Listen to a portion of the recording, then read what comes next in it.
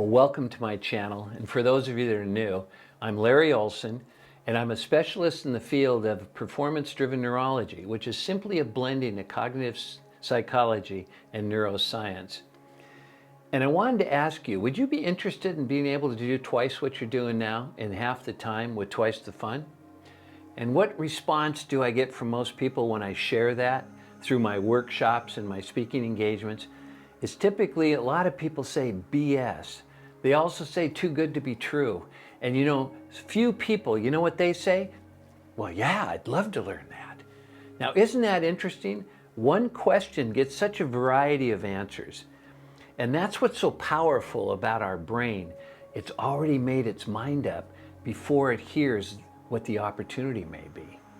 And in order to change that, in order to be able to accomplish more than you currently have, it's really all about taking the time to recognize that most of us have been taught to prepare, to study before the test, to practice and practice and practice until we get it right. Now, there's nothing wrong with that, but it takes a lot of time.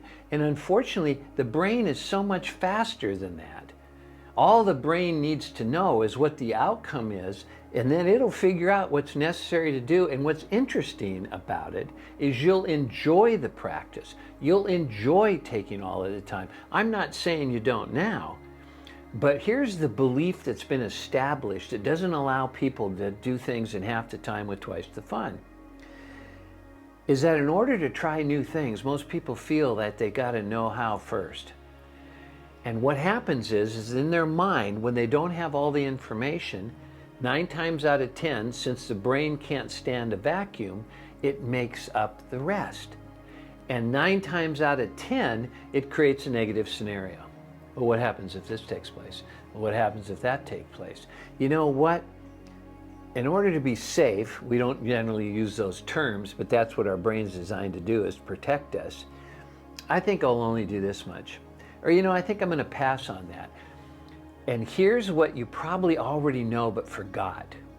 Instead of trying to figure out without the information, I'm going to ask you to take the first step and to do something. Now, as you're doing something that you haven't done before, guess what starts to happen? You begin to learn. I remember one time going out with the family, and we were going to bowl one evening.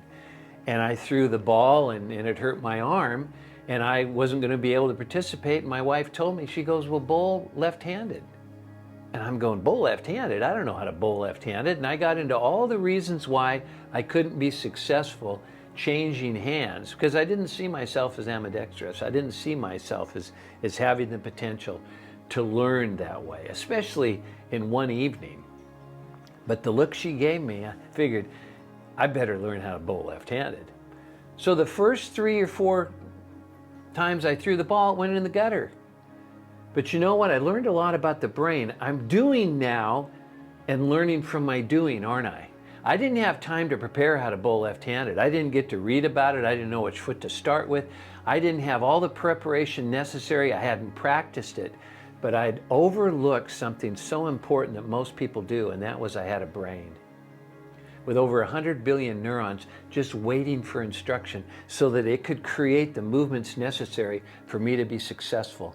And by that second game, I bowled 137. And my son said, Dad, could I play with you? I'm going to bowl left-handed too. And you know where the real transition came in the transformation is when the ball returned and I tried to pick it up with my right hand and put my right hand in, it felt wrong. Now, it hadn't taken very many attempts to find out that my brain was already beginning to learn left-handed. What are you not allowing yourself to do because you don't know yet? Well, I'm sharing with you that that isn't necessary for the brain. Even though that's how we've been brought up, you got to know first before you try. I'm going to ask you to do first and find out, and watch how fast you grow. Now, if you found value in this, go ahead and leave a heart below. And we've got phenomenal resources on the Brain Hack series, as well as free information that'll allow you to do just that. And what was that? To do before you know, so you can know from the doing. All the best.